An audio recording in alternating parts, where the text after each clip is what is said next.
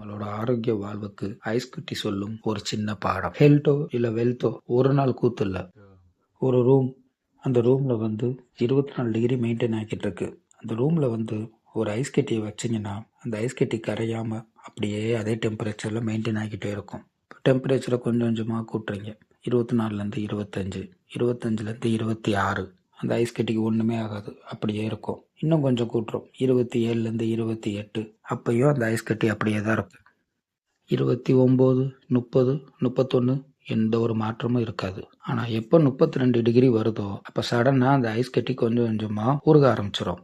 S, அந்த 32 degree தான் break through மொமெண்ட்னு வச்சுக்கலாம். ஐஸ் கட்டிக்கு மட்டும் இல்லை, ஒரு நல்ல பழக்கமோ இல்லை கெட்ட பழக்கமோ எல்லாமே ஒரே நாளில் ரிசல்ட் கொடுக்காது. கொஞ்சம் கொஞ்சமாக அக்குமுலேட் ஆகி அதோட ரிசல்ட்டு ஒரு பிரேக் த்ரூ பாயிண்ட்ல தான் கிடைக்கும். இதையே இன்னும் கொஞ்சம் நம்ம தெளிவாக பார்க்கணுன்னா, மூங்கில் மரம் வளர்றதை பார்த்துருப்போம். மூங்கில் மரம் 5 வருஷத்துல ஒரு 10 அடி கூட வராது, ஏன் ஒரு 5 அடி கூட இருக்காது. அந்த 5 வருஷத்துல மூங்கில் தன்னோட வேர்களை ரொம்ப ஸ்ட்ராங் ஆக்கி அது வளர்றதுக்கு ரெடி ஆகிக்கிட்டு இருக்கும். அந்த 5 வருடம் முடிஞ்சதுக்கு அப்புறம் அடுத்த 6 மாசத்துல 90 அடி கூட வளரும் அந்த மூங்கில் செடி.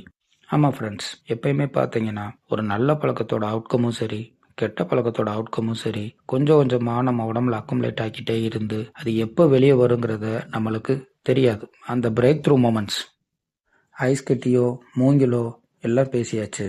இன்னும் தெளிவாக பேசணும்னா, கேன்சர் ஃபஸ்ட்டு 80% வர்ற வரைக்கும் ஒரு சின்ன சிம்டம்ஸ் கூட காமிக்காது. அது 1 வருஷம் ஆகலாம், 2 வருஷம் ஆகலாம், 6 மாதம் கூட ஆகலாம். எந்த ஒரு சிம்டம்ஸும் வெளியே காமிக்காது. எப்போ 80% தாண்டி அந்த 81%க்கு போக ஆரம்பிக்குதோ அப்போதான் அதோட சிம்டம்ஸை வெளியே காமிக்கும்.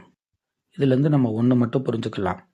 ஹெல்த்தில் நம்ம செய்கிற சின்ன சின்ன தப்பு ஒன்றுமே தெரியாது. ஆரம்பத்தில் அக்குமுலேட் ஆகாது, ஒன்றும் தெரியாது. எக்ஸாம்பிள், ஒரு ஜங்க் ஃபுட் எடுக்கிறீங்க அப்படின்னா ஒரே நாளில் உங்கள் உடம்பு வெயிட் போட்டுறாது, ஒரே நாளில் உங்களுக்கு ஃபேட்டி லிவர் வந்துடாது, ஒரே நாளில் சைட் எஃபெக்ட் இருக்காது. இந்த பழக்கம் அக்குமுலேட் ஆகிட்டே அந்த பிரேக் த்ரூ பாயிண்ட் எப்போ வருதோ அப்போ தான் டிசீஸுங்கிற புடியில் நம்ம மாற்றோம். வெறும் உடம்பு வைக்கிறது மட்டும் இல்லை, சர்க்கரை நோயோ எதுவாக இருந்தாலும் சரி, ஒரு நாளில் உங்களுக்கு எந்த ஒரு எஃபெக்டும் காட்டாது.